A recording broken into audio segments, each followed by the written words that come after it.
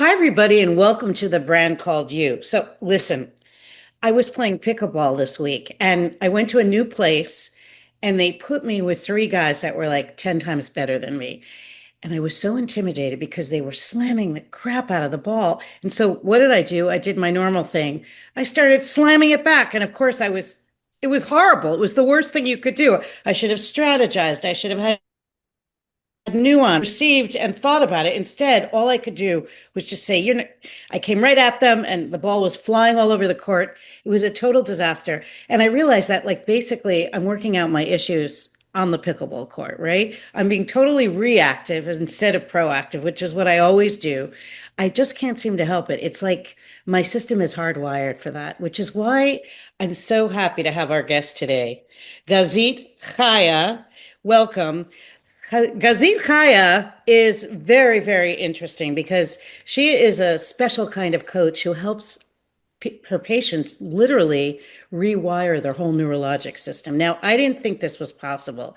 I'm a skeptic, I'm a pessimist, but I kind of wish that I had met you before I started playing pickleball.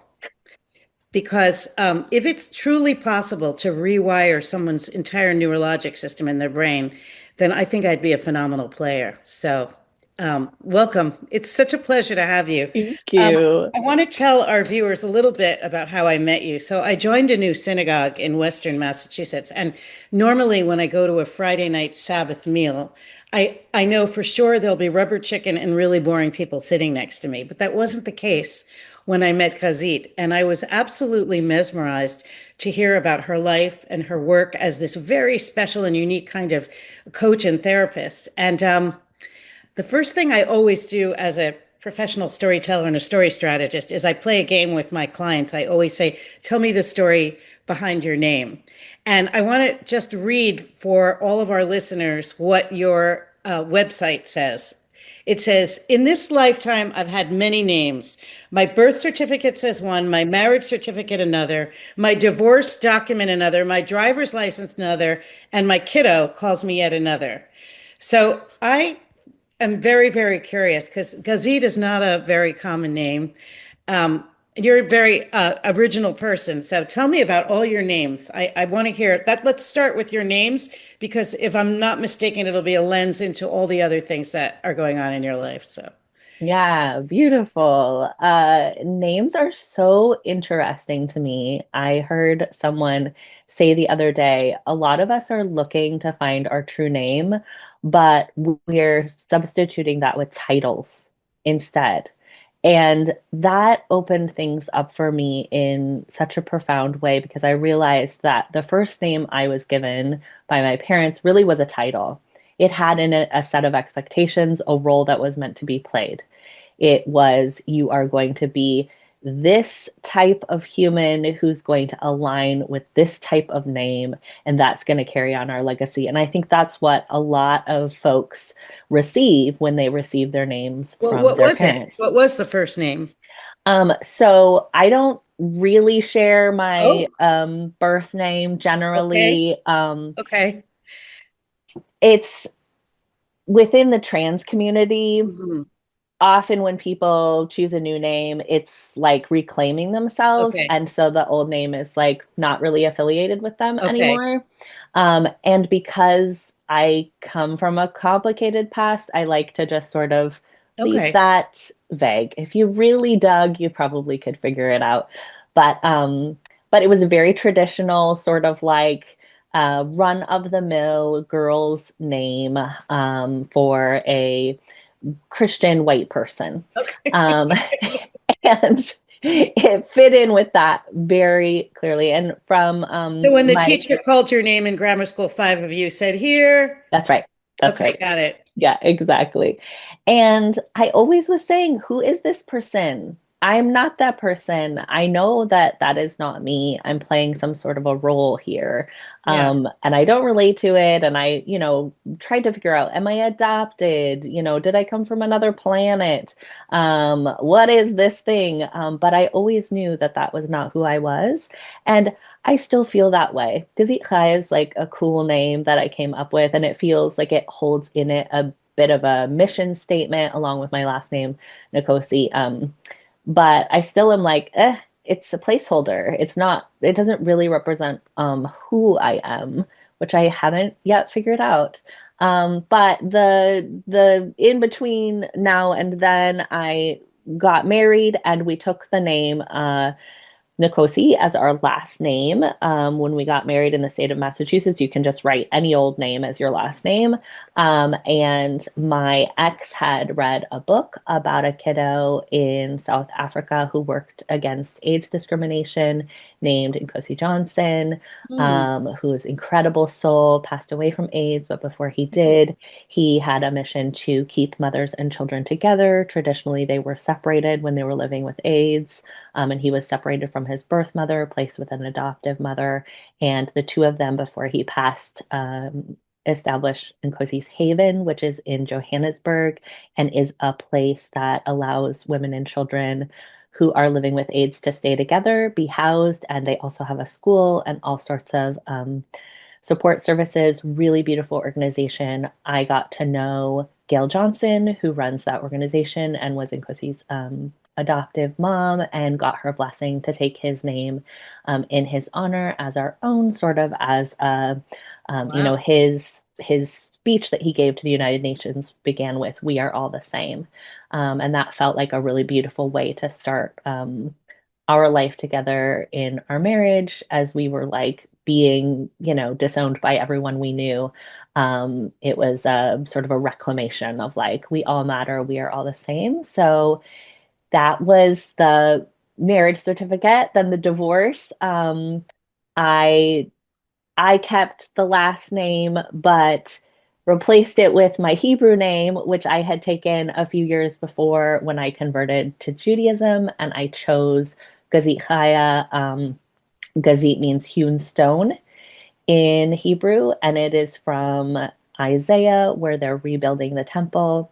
And I had been through just catastrophe after catastrophe in my life and felt so beaten down. And I was trying to capture the story, a new story of that like some of that hacking away had been more shaping. And chaya comes from the root chai in Hebrew, which is for life. So that life is shaping me with intention, with purpose, with meaning, and that the temple can be destroyed and rebuilt. So all of that was to So hold. all of that has Yeah, symbolically put you where you are. So SSP coaching, Safe and Sound Protocol, I think it stands for. you got it. That's what you're specializing in, among other things. And I would love to know what that really is. What does that mean? What is it? hmm What is So the process? Yeah. yeah, so the Safe and Sound Protocol is a set of 5 hours of music that has been specially filtered so that the frequencies are gradually filtered out below 500 and Mhm. above 5,000, which is the speech sound Mhm. bandwidth. And in so doing, according to polyvagal theory, um, we reconnect with the original uh, safety cue, which is called the mother's cue or that speech sound frequency. So for Mhm. humans, we're designed to associate speech sound with safety. Mhm. And unfortunately, because we live in a broken world with dysfunctional families and dysfunctional systems, many of us have associated humans with threat. And so the beautiful thing about your example with your pickleball is it's never too late. About 20 years ago, they started being able to identify in neurology that we have something called neuroplasticity. They used to think once you lost it, you lost it. And it turns out, thank goodness for all of us, it's never too late. Neuroplasticity continues on until we die, and there is always room for those neuronal pathways to be rebuilt. And we can tap into that possibility in all sorts of ways, but specifically, this works on something called the vagus nerve, which you can think of like the brake pedal on a car. Mhm. The sympathetic chain is that one that triggers the fight, flight, freak out. And the Mhm. vagus nerve is the one that triggers the come back to safety, come into rest and digest. And in extreme threat circumstances, it can trigger the freeze response or the shutdown or the play dead. Mhm. So the vagus nerve really is responsible for our day-to-day biological and physiological function.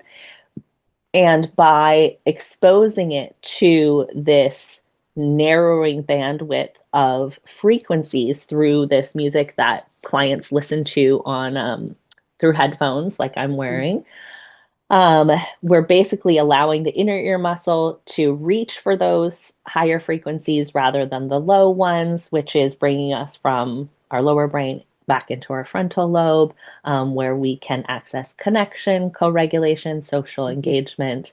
And it does so gradually with the support of a therapist or coach. And your reestablishing the design of the nervous system, which is to go between danger and safety, connection and protection, many, many times a day. And for many of us, like it sounds like for you with your pickleball, we've gotten stuck in protection mode because the nervous system has had so many opportunities of we reach out for connection, but it's dangerous. And so we stop toggling and we just stay in protection mode and we cut off connection.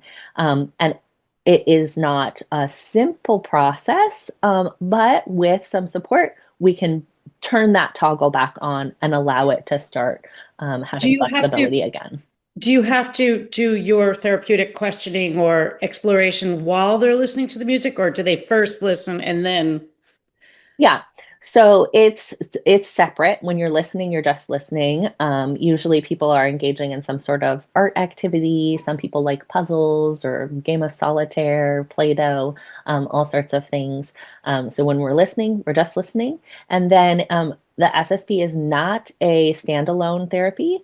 So it's always paired with whatever therapeutic modality that practitioner is offering. So I offer somatic parts work, which is similar to internal family systems, but it has more of a body connecting with our physical sensations and what they're trying to communicate with us, coming back into a dialogue with our body, whereas most of us have just like ended Mm. communication. We've blocked that number. Um, but others might connect it with other forms of therapy. Occupational therapists use it with children and adults with neurodivergence to do all sorts of whatever therapies they're offering. I'm trained as a speech pathologist, so I'm trained in cognitive and social communication. So practitioners use the SSP to support their primary modality.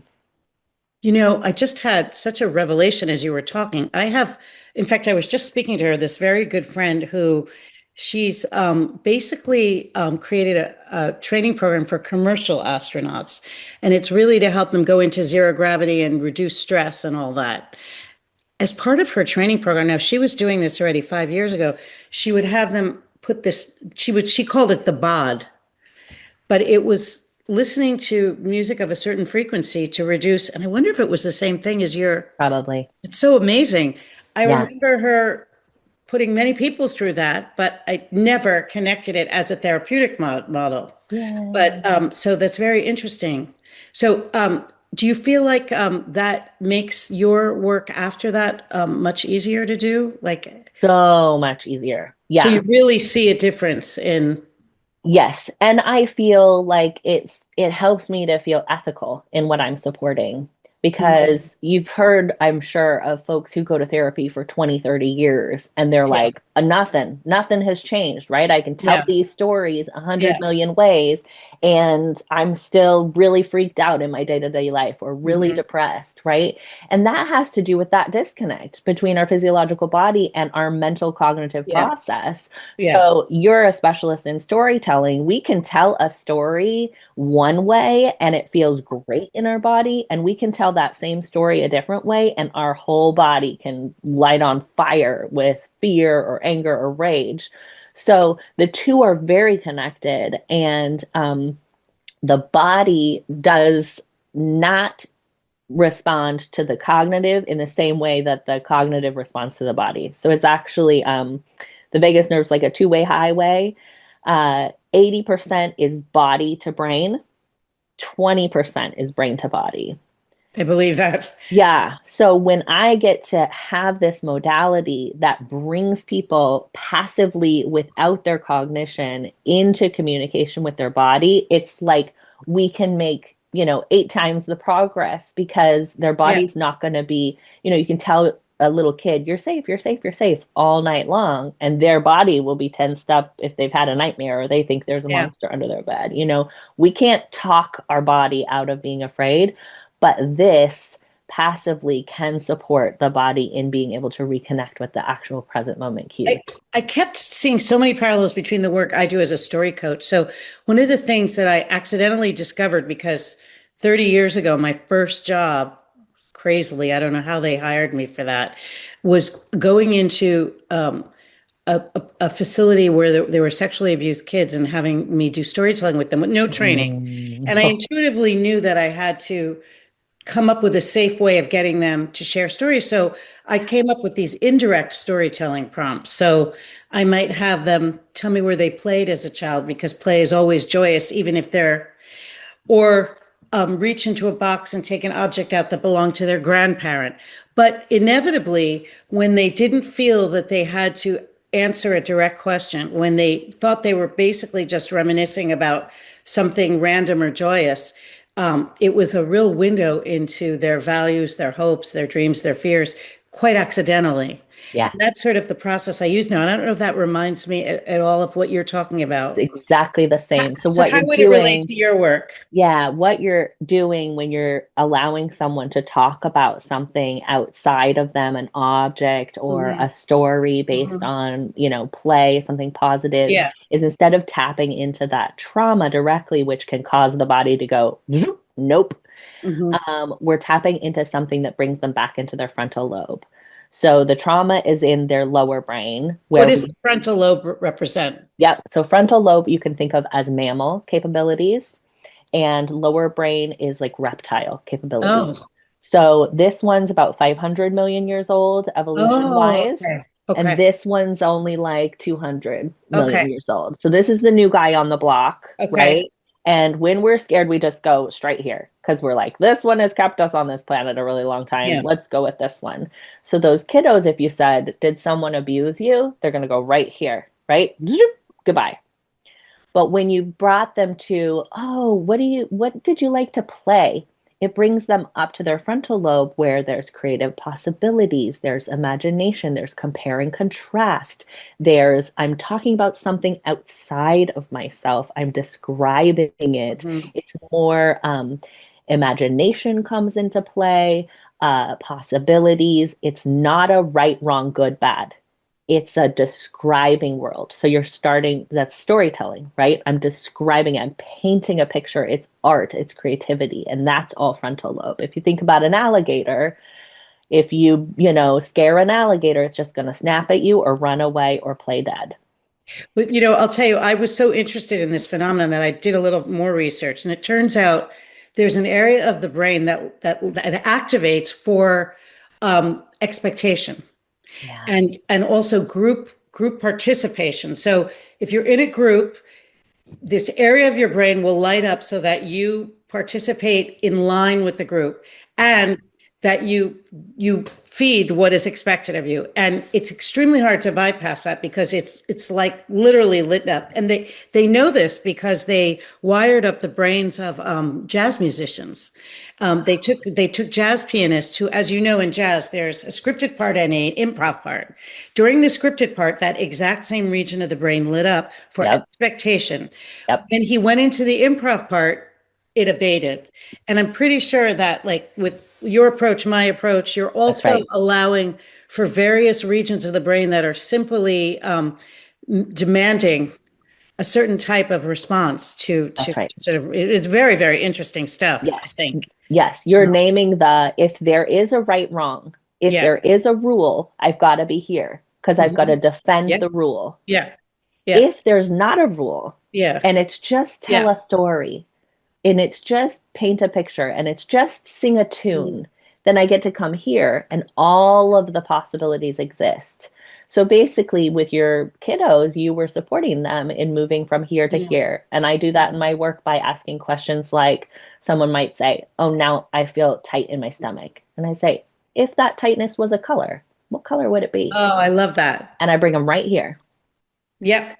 If it had a temperature, what temperature would it be? And Yep. even I don't know brings them here. Because here is right, wrong, good, bad. So those open, It's really creative, interesting. improvisational questions. It's really interesting. I remember once this guy was a financial advisor who kept saying, "I'm a family man. I sold my Corvette and I bought a family van." And I don't know why my financial advising practice isn't doing well. I'm a family man, a family man. I just wasn't buying it. So I go, "Tell me about your watch." He's like, "This? Oh, it belongs to my grandfather. I love my grandfather. Every Sunday, I roll my Corvette out of the garage and we go to church together." I go, "I thought you sold it." He said, "Well, I put it in the garage." I said, "No, now you're an intrigue for me. Now that you're being Now, honest, you're that's very right. intriguing because you're able to be a family man and still have a Corvette." I That's like that. Yeah, and right. go to church. So he Yes. was very relieved. But what was interesting to me is how the human brain, it's not that people want to deceive, they themselves are not aware. That's And, right. They and, have and no it must be idea. amazing for you to have these revelations in your patients, no? I love it so much. Yeah, it's just astonishing because their little sensations know Yeah. everything. I had this one woman and she was talking about her eyes were doing this weird thing. And I was like, well, let's ask them. How many times a day do I say, how about we ask? Because their Love body that. sensations know. So we ask the eyes, and the eyes are like, yeah, we don't like the new contact solution you've been Mhm. working and can you using and can you please switch back to the other one? And she was like, what? People are like, am I making this up? And I'm like, maybe you are. I don't know, but let's take what we like and leave the rest. Love So that. she tries the other contact solution, resolved. I just got chills. I remember asking somebody to tell me what the steering wheel heard in the car of, a relative he was not getting along with. And, all these very interesting things would come out that gave a multi-dimension to this relative. That was very interesting. So Oh, very similar work in a way, but of very course, I similar. don't use your physical aids the way you do, which is interesting. But I have another question, which is, I know that you had a very long circuitous route to get to this process, and I guess I would love to hear how you came to do this kind of work. What was the impetus? Well, I was just dragging myself through this life. It was What does that so, mean? I mean, I wanted to die for Oh, most all of my life. what? Yes. I don't remember any. I'd love to do your storytelling work and maybe we can find some happy childhood memories, but I don't have any that I'm aware of. And I became actively suicidal when I was 11. Um, 11? mhm, What? yep. What? And What? I realized that I was queer, and Mm. in my community, that was as good as going to hell. I'm And sorry, I, were you raised? Which state were you? in San Diego, California. Okay. Oh wow, Yeah, you always think of California as being so open and liberal. everybody does. But that Southern California has a real Republican, big Yeah, money, yeah, Marine Corps, yeah. naval base, constituency. So, Wow. yeah, so my family was doing their best. They connected with evangelical Christianity, which was real warm and fuzzy on the surface and had a lot of rules, which created a lot of structure, which was helpful for them. And I thankfully now can appreciate why they were connecting with it. Mhm. But once I realized I was queer, I was like, I'm either damned to hell or I've got to kill this part of me. Right. And as you just so beautifully described, with the Corvette example, that man was trying to kill that part of him, which was a beloved part. And whenever we try to kill part of us, the rest inevitably has to go down with the ship. So, I was trying to kill part of me, and I couldn't figure out how to not be who I was. And it got progressively worse in college. And then I had an suicide attempt in my early 20s. And then I was highly medicated. And then, I have like 2.5 years of my life that I have, three memories from. And then I got into this really dysfunctional marriage because I was right on the heels of all of that. And then I had a baby and a postpartum and a terrible, delivery. And it was like Yeah. crash, Yeah. crash, and burn. And then I had a horrible divorce and then a custody battle. And it just went from bad to worse, over the course of my life. And I finally, at the, sort of height of the worst of the divorce custody stuff, I went to a psychiatrist who recommended dialectical behavioral therapy, which is a very cool combo of Zen Buddhism and cognitive behavioral therapy. And it gave me kind of some stability for the first time. It was the first time I had not been suicidal in my life, but it was still like, white knuckling it through. Mhm. And when perimenopause hit at 38, I went downhill fast again. And I said to my doctor, we've got to do something. I don't know what we can do, but we've got to do something because I had finally sort of gotten, not suicidal. And all of a sudden I was suicidal again. And I was like, I cannot do this. Did Um, they have you on medication this whole time? I have been trialed on every medication on the planet, and all of them make me more suicidal. So, Right. so my doctor, thank God, had heard about polyvagal theory, sent me to this workshop. I was like, oh my gosh, this is for the first time in my life. It's not because I'm mentally ill. It's not because I'm not trying hard enough. It's because my nervous system doesn't feel safe. It was no shame, no blame, no pathology. And I was like, thank you. And then they said about the safe and sound protocol. And I looked it up and it was like $5 million. And I was like, so poor at the time and so sad. But then I saw that you could get certified in it and you get to go through as a part of the training for cheaper. And since I was a speech pathologist, I was like, I'll become trained in it just to get the therapy, right? And so I did it. And then I was like, I want to do this. And I tried for two Wow. years to try to get clients. And I finally, did everything I could think of, finally gave up. I was going to stop paying for it. And I called this woman who has a podcast who I loved. And I had a session with her. She was like an energy worker. And I said, I don't know what I'm supposed to talk to you about. And she goes, well, a lot of people have social anxiety, and I do. And I think I have autism. And I've been thinking I want to do like some nervous system work around it. And I'll do that someday. And I was like, well, I'm just about to stop paying for this nervous system work thing that I'm trained in, and I'll do it for you for free if you want, because someone should get use out of the fact that I've, been paying for this for 2 years. And she was like, great. So I did it with her. And then she had me on her podcast. And the next day, 47 people reached out to me. I took a temporary leave from my job, and the rest is history. Yeah. Really, I love the way life takes you in ways you never. The only reason I became a professional storyteller was that I was trying to be an actress and I was working as a secretary in a hot office with no air conditioning. And I saw an ad for Smithsonian Magazine that they were doing a historic cruise up and down the Hudson River. And I said, I want to be on that. So I said I was a colonial storyteller. Didn't they want me to go on board with them? And about a week before the cruise, they said, you can't come with us on the boat ride, but you can climb aboard at South Street Seaport, tell your stories, and get off, but we'll pay you. So I grabbed a book of New York folk tales and legends, and I did the performance and got some money for it, but I fell in love with the stories, and it brought history to life for me. And that was sort of the beginning. But I mean, it was only because I wanted to go on the cruise, basically. Life knows. Yeah, life knows, life knows. Yeah. How But beautiful. I feel like the question I had for you is I feel like a lot of your work requires a level of faith in the future, faith in yourself. And I feel like, I mean, I haven't done your therapy, so I can tell you that as the child of a Holocaust survivor, I am hardwired for stress and elevated cortisol levels and pessimism Absolutely.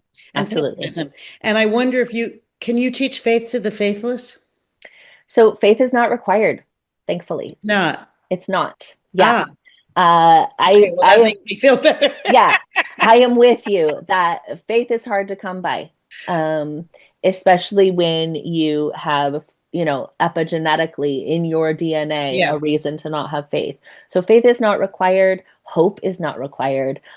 Hope and faith both are an attachment to a certain outcome that's going to make me okay. And that's really different from what Oh, I'm that's offering. interesting. That's Yes. interesting. Well, how explain the distinction? Yeah. So what I'm offering is a connection with self that requires nothing outside of self to be in any certain way in Mm, order for me to be committed to taking care of me. I don't even have to be committed to loving me because mm, love is a stretch sometimes. But for me to be committed to showing up for me as the caregiver of this body, mm. that is apparently the only job that I'm sure of. I would, So, I'm sorry, go ahead. yeah, that if I am waiting for life to be some sort of optimistic outcome or to work Yeah, out or for my yeah, dreams to come true, right. then I'm gonna be stuck in defense mode for the rest of my life. Wow. But so if you feel that inclination towards depression that you had so many times in your life, what do you do for yourself? Like how do you put your own techniques to work? Yeah, well, I do get a lot of support. So, I encourage folks that co-regulation is a big part of how we're wired as I animals. don't know what co-regulation is. Yeah, so it means my nervous system connects with your nervous system, and we find safety together. And we can't do that in a silo. There's plenty of research that if you put a kid or even an adult in total isolation, they will lose their connection with reality. They'll lose access to language. They'll have all sorts of physiological ramifications. So we are social animals. We're built for that nervous system connection. And so I do things like going to synagogue, like we talked about the other night, when I don't want to, right? I do things like showing up for my therapy appointment when I don't want to. I go to my DBT class. I read my books that are my best friends. I Mhm. do my sewing, which is also a friendship. I take a walk every day in nature, which is a relationship I have with the trees. And I You say, stay in relationship. that's right. That's right. And it doesn't have to be with people. That's something that a lot of introverts get scared of. It can be with books, it can be with art, it can be with nature, it can be any with music, whatever's meaningful to you, but staying connected to that meaning in those times when it feels like, what's the point? Mm, Then that relationship becomes the point. And the first one is the relationship with self. And that's where, if I were working with you, I might say, okay, we can stay with the whole world is fucked up and there's no, pardon me, no point of waiting for them to change. But how about if we could connect with you and you could find some willingness for that to be a place of refuge. And mm, if that can be a place of refuge, then we don't need the world to do anything. mm. You know what you might find interesting? Some researchers at Princeton discovered that if you're telling a story in which you're emotionally connected, not only do your motor neurons and all of the emotional regions of your brain light up at that moment, but at the exact same moment, so did that same region in the listeners. They call it neural coupling. In other words, basically you have the capacity to take over someone's brain by just having an That's emotionally right. meaningful story or conversation told, which I Yep. found so interesting. Like the talk about the connectedness. That's co-regulation. Yeah. Yeah. Okay. So we're And it doing can the go same in work, either basically. direction. We are. And ultimately, we are all doing the same work.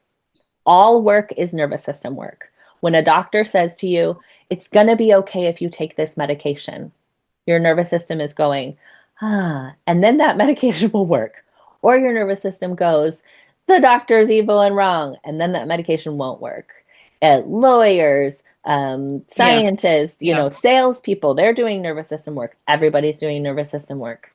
But I have a brother who he's never publicly acknowledged and it's never been identified in my family, but he's clearly what used to be called Asperger. So Mhm. brilliant PhD, really difficult time connecting emotionally. And I feel like sometimes like there would be no way to connect to that type of person, other than in a formal, hello, nice to see you.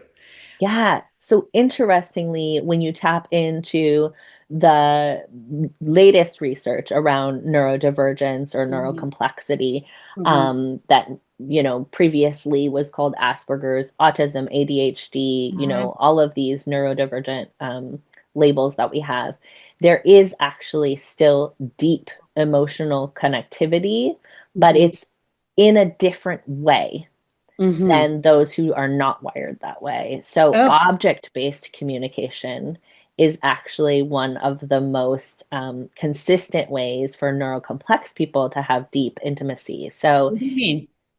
if you were to, like, what is your brother super into? Like, he could talk for Bridge. He loves playing 17 hours. bridge. Great.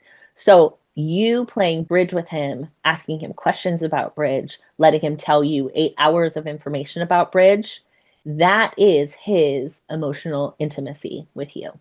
Yeah, like I said, can we have lunch? And he said, sure. And then he brought his computer and started, That's and right. I was like, should I take it personally? I can't No, tell. no, But what, because he needed it like lunch. What is lunch? It's like you said, can we go meet in a black hole? so, but what does the computer do to connect It gives emotionally? him an object that he's Oh, interested in that helps him to know who he is, where he is. That's why yeah. I have Oh sewing my with me. God, thank you, because I Yeah. get so hurt? Nope, it's not about you. It's about the nervous system. So, Okay. they have great research around, like, the game telephone. I'm sure you've Yeah. Yeah. played that with storytelling. That'd be a good one. So take a neurodivergent group of people and have them play telephone. No problem, they get the answer. Take a not neurodivergent group of people, have them play telephone. Great, they get the answer. Mix them up. Totally no Why? hope. Why? Because a great example can be, have you ever had an Android phone and an iPhone and you're Yeah. trying to transfer Oh, information yeah. between the That's what I two? think. Yeah. And you need like 8 wires and Yeah. 14 apps, and it's still Yeah. not going to work, and it's going to take Yeah. 4 hours. And even the people at the tech store are like, I don't know what to tell you. Not because the Android phone is bad and broken, it doesn't work. Not because the Apple phone is bad and broken, it doesn't work, but because they're running two different operating systems. Systems. Does your work transcend both? Yes. By the way, we took my mother out several years ago before she passed away to for Mother's Day to the Pierre Hotel because she's Hungarian and very class conscious. And I convinced my brother, he was very resistant. But and they brought this gorgeous silver pot of tea and just exquisite pot, and my mother said it's wonderful, and I said it's beautiful, and my mother said that's ridiculous the way it conducts heat. My brother said it's it lacks functionality. And I thought, well, Yeah. therein lies the difference between all of us. Yeah. Yeah. Yeah. Yeah. And that was his caring about the tea and appreciating and noticing the tea in the same way that beautiful, I what does love that. beautiful mean? Beautiful is like means nothing. But he was noticing, and Mhm. he showed up for that conversation in a completely appropriate way from a Mhm. neurocomplex perspective. Everyone was taking Mhm. turns acknowledging the teapot and noticing things about Wow. it. And so he did so too. Yeah, so you're the great UN translator, that's for sure. Listen, I could go on and on, but I can't believe we're out of time already. But thank you so much. I will look forward to following all of your latest endeavors and undertakings. Okay, and maybe we'll play some pickleball. Are you a pickler? Are you a pickler? I'm not, but I think it'd be funny to Oh, you hear could your pick up a lot story. of new clients, trust me. I had a client who we spent 5 sessions on a pickleball game. So clearly there's a lot going on in pickleball. I don't know if you read the New York Times had a front page piece 2 days ago that 20 people were sent to the hospital. There was a fight that broke out on the pickleball court in Florida. Somebody was like whacking somebody, and I totally believe it. I've been on those courts. They're I have to crazy. go to pickleball with business cards. Anyway, thank you so much. It was Thank such a pleasure, you. and I wish you all the best with everything. Thank you. Thanks. Okay, bye. Bye. Thank you. Thank you for listening to the Brand Called You videocast and podcast, a platform that brings you knowledge, experience, and wisdom of hundreds of successful individuals from around the world. Do visit our website www.tbcy.in to watch and listen to the stories of many more individuals. You can also follow us on YouTube, Facebook, Instagram, and Twitter. Just search for the Brand Called You.